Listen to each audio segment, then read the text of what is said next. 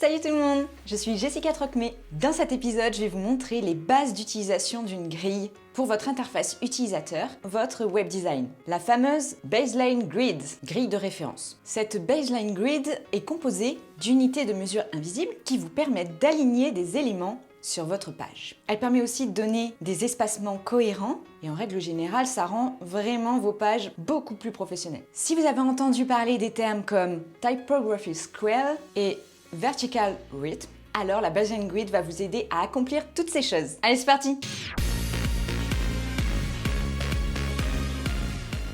Alors tout d'abord, j'ai mon écran Figma d'ouvert. Vous pouvez utiliser le programme de conception avec lequel vous êtes le plus à l'aise. Parce qu'en fait, ce qu'on va voir dans cet épisode est valable pour n'importe quel type de logiciel de conception. Je recommanderais quand même Figma et Adobe XD parce que j'aime bien leur mise en page au niveau des grilles. Mais c'est personnel. Et surtout, j'adore Figma. Donc ici, nous avons un écran, une frame de 1920 par 1024 ou artboard pour ceux qui sont sous Adobe XD. Vous cliquez sur Layout Grid à droite. Par défaut, on a une grille de 10 et je vais en faire une grille de 8. Je vais la passer en bleu. Je vais mettre 20% pour qu'on voie un peu mieux notre grille. Je vous invite à aller voir une autre vidéo que j'avais faite sur Layout Grid où je vous montre vraiment comment faire une grille responsive. Donc la fameuse grille de 8 pixels. Je vais insérer du texte. Hop, là j'ai un petit plugin pour mettre du Lorem Ipsum. Mettre Auto-Generate. Donc au niveau de la typographie, on va commencer à construire en fait notre échelle typographique. Puis ensuite, on établira les espaces en hauteur. Donc là, nous avons notre texte. Vous avez un raccourci clavier pour enlever et remettre la grille. Ça va être Ctrl-Maj 4. Donc avec ça, au moins, vous pouvez l'enlever et le remettre. Là, on va le remettre. D'ailleurs, dans la description, je vous rajoute un lien vers tous les raccourcis ou en tout cas une bonne partie des raccourcis Figma. En typo, j'ai choisi la Ralloway en mode régular. Mon texte est en 16 pixels, multiple de 8. Pour les textes les plus petits, on peut descendre jusqu'à 11 pixels, mais en dessous, ce sera écrit vraiment trop petit. On va caler le texte par rapport à la grille, comme ceci. Et maintenant, on va régler en fait l'interlignage. Vous allez voir, donc par exemple, pareil, dans une multiple de 8, on va mettre 24.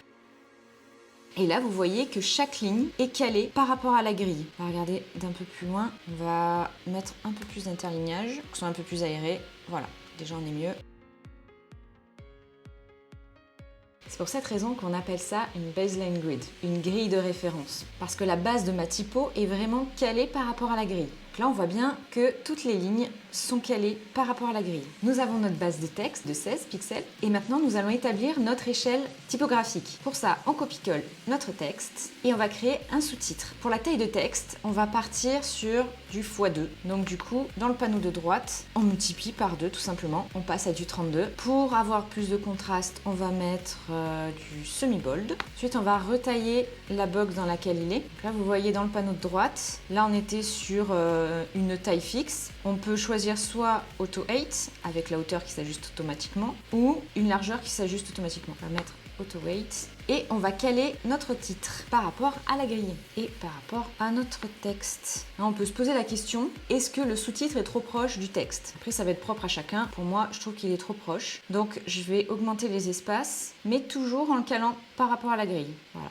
Là, on est mieux. Maintenant, on va faire la même manip, mais pour un très gros titre. On va dire un titre de type H1. Et on va faire cette fois-ci un x3. Et on va mettre un extra bold.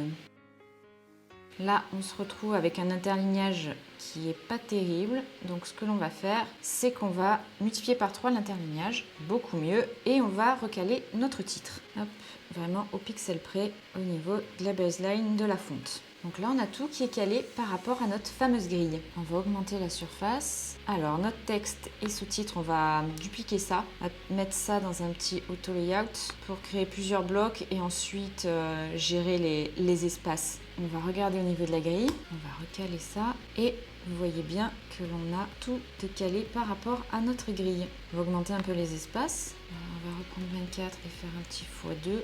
Hop. x3 de notre titre qui est un peu trop proche. On va éloigner le texte. Voilà, donc là on est plutôt pas mal. Et là c'est juste du texte noir et un fond blanc. Mais le fait que tout soit calé, aligné, c'est déjà top visuellement. Après on peut s'amuser un peu et mettre des formes.